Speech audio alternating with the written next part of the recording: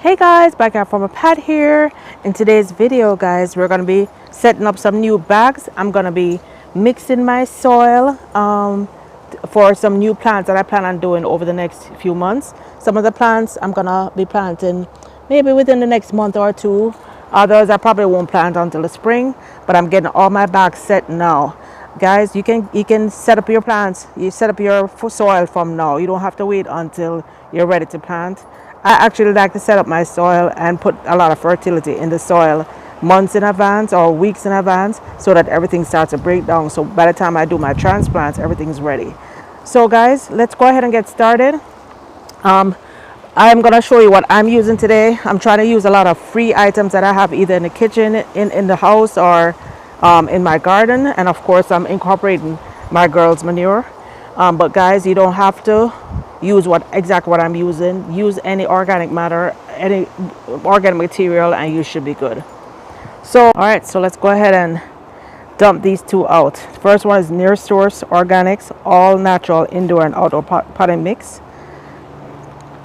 Over the years I've loved Kellogg's. I've used Kellogg's a lot, but I used this one last and it was just fine. So use what you have available. Just get started. I find that this one by itself, it kind of looks a little bit sandy to me. Oh.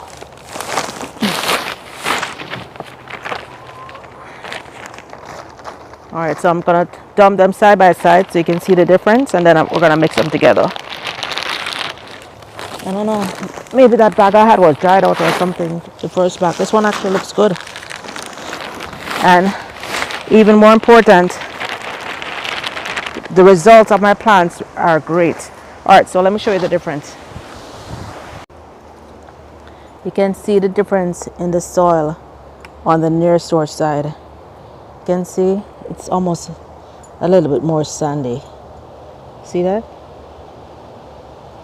Versus the soil on the other side is a lot more rich. So I'm just gonna mix the two together. I know it has a lot of manures in it, so I know it's good. But you can see the difference in how it looks. But I think the mix together is actually perfect. Before I mix it in, I'm gonna add my worm castings. So worm castings is a must for everything that I plant. I put my worm castings on everything. Okay guys, just like some people put a hot sauce on everything, guys, I put my worm castings on everything in the garden. So I'm gonna put a few handful of worm castings, mix it in, and this is gonna be the base of when we add it to the bags. I'm gonna show you what else I'm gonna add to the bags, but I'm not gonna add it. This is gonna be our base layer, and I'm gonna modify based on what I'm planting. So let me go ahead and add some worm castings, and we'll start layering up the bags.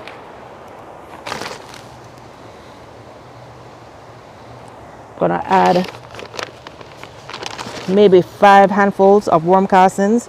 When I actually go to plant, I always add a handful of worm castings in the pot. So 1, 2, 3, 4, 5. Little handful fell. Yeah, so this is 5 worm castings on top, and we're gonna work this into the soil. Gonna work the two soils together, and now what I'm gonna do is, after I fill the bags, if there's any leftover, I'll just cover this up and leave it. So whenever, cover it up with some plastic so that if it rains, it doesn't just get washed away. So that whenever I need to pot something up, I can just go ahead and pot it up.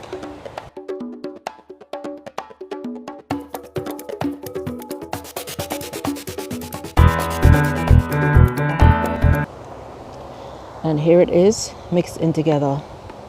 This is like the perfect blend for me.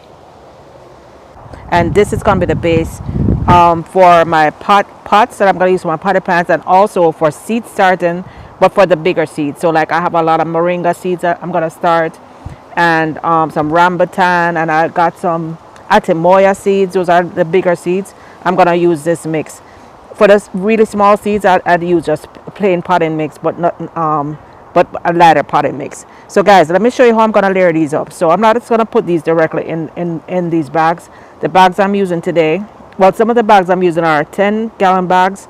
I also have some 1-gallon pots that I'm going to use to start my cassava and my chia cuttings and my a whole bunch of stuff.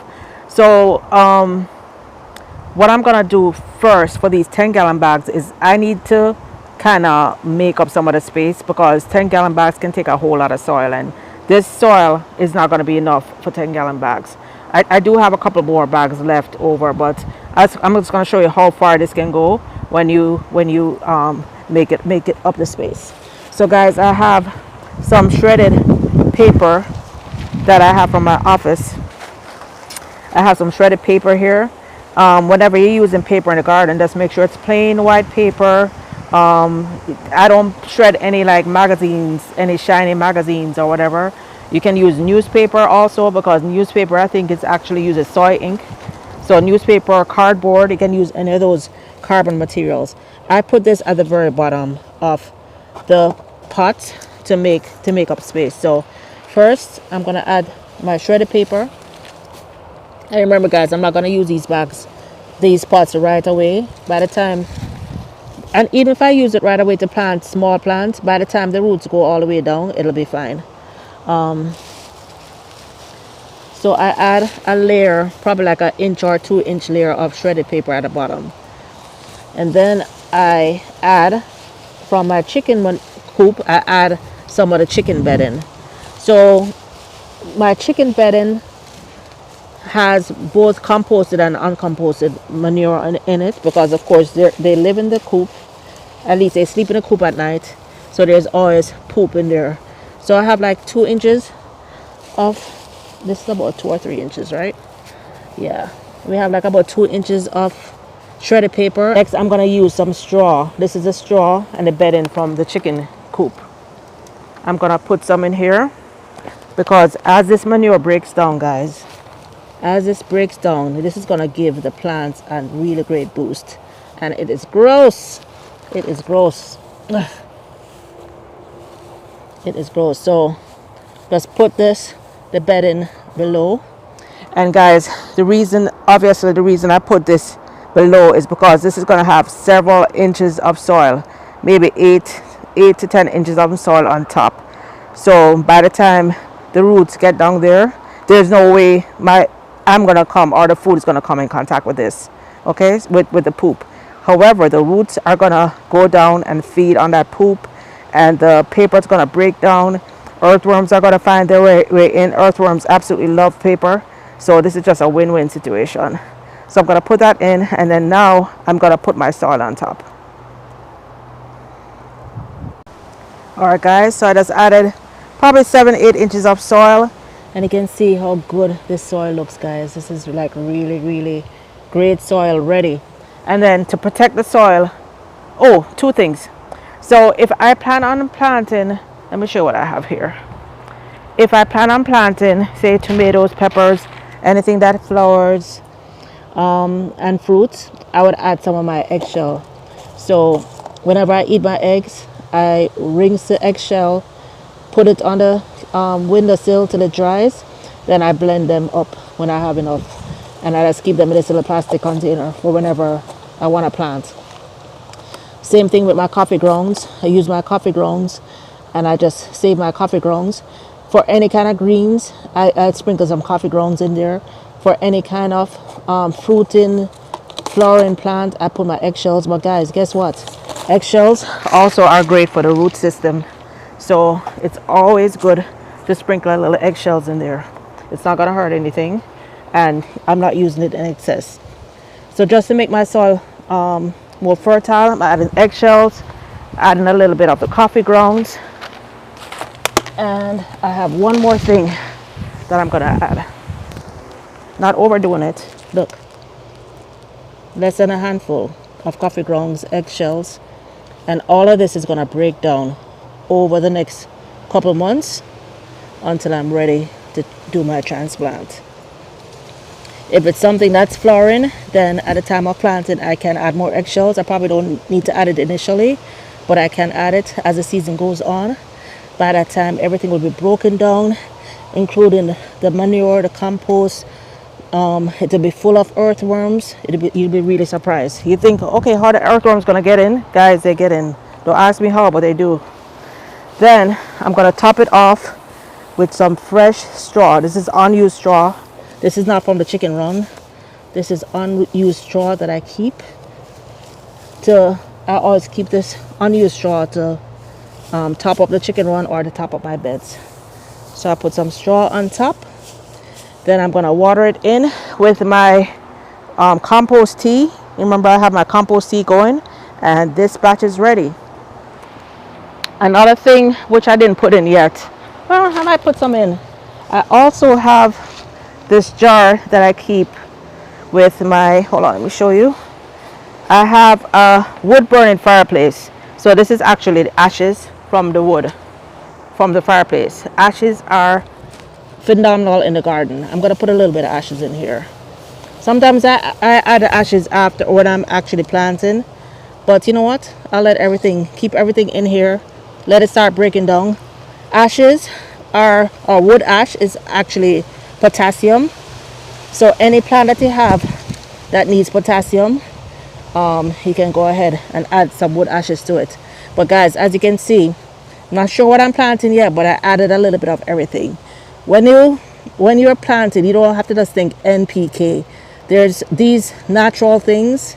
The wood ash, the eggshells have so many more minerals and nutrients in it than just if you bought an inorganic fertilizer that just has NP and K. You know, it's always good to add your natural stuff. All right, so I'm gonna add this back. I'm gonna water it in with my tea, my compost tea, and then we're good to go. Those 2 bags were able to fill in 3 10-gallon bags, so that's a lot of soil. I also filled in this tray and 1 pot. So guys, I know there's nothing in there yet, but you have to be sure to water it in. And you're saying, well, why are you watering it in? There's no plants, there's no seeds, why are you watering it? Guys, soil is alive. Soil is alive. It's full of microbes that need water. Water is life, and everything needs water. So even though you don't see the plants in there, there are microbes in there that needs they need the water. And also, when you need to water it well. Remember, we have that paper all the way at the bottom, and we have that chicken manure.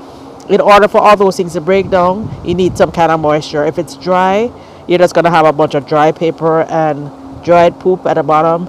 You want it to actually compost down. So I'm gonna soak these well. And talking about life, I'm also gonna add some of my compost tea. I have a whole bunch of compost tea here. Guys, look. Woo! Oh my gosh, it stinks. It is, look at that, it's jet black. It's dark compost tea, but it's full of life. So I'm gonna scoop some of that up, fill it up with water, dilute it with some water, and also soak the soil. So that's, oh man, it stinks. So that's added life in the soil. Guys, I know I always tell you, but whenever you're using compost tea, never use it directly on the leaves that you're gonna eat. Obviously, don't use it directly on the fruit that you're gonna eat. Only soak the soil. So I'm gonna soak the soil now, so there's even more life being added into my plant, into my soil, and even more life and even more nutrition for when I'm ready to plant. I'm gonna just take 1 scoop of this and then fill the rest of the container. Look at that. 1 scoop of this, and then fill it up all the way with water, and we're gonna water this in. Gotta cover this up back, guys. Whenever I open this, within minutes it's swarming with flies. This thing stinks. Oh, get my hose, fill it up so you can see how much is in there. The rule for compost tea is 1 part water, 1 part an extra part water for each week that it's been soaking, and this has been soaking probably 6 to 8 weeks. Really stings. Look at all those bubbles, full of life. The good thing is, earthworms and all these microbes that are in there, they don't have noses. So I'm soaking this in well. I'm gonna feed a little bit to my tomatoes along the soil since I'm here. Feed some to my tomato plants. Look at all those bubbles. Ooh. That's it. I'm just gonna add a little bit more water to make sure the water goes all the way through. That's not just sitting on the top. And that's it for today's video, guys. Hope you enjoyed it. Hope this encouraged you to go on out there and start setting your pots together. Let's go on out there and plant a seed or start a tray. Let's do something in our garden, guys. Till next time. Bye now.